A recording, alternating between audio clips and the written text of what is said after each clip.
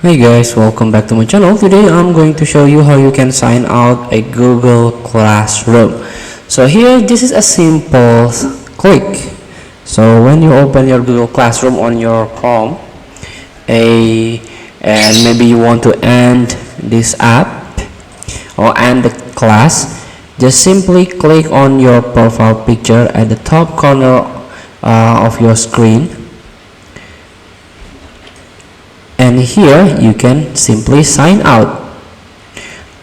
But if you sign out, not only a Google Classroom, you know, like you log out or sign out for all application from Google, like YouTube, Gmail, and so on.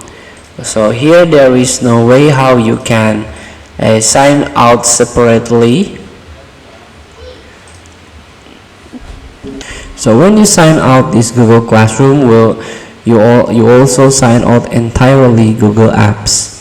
Click top right corner of your screen, just simply click sign out to log out from your Google account. Feel free to try. Thank you for watching. Don't forget to comment, like, and subscribe, and also click the text button below. See you in the next video.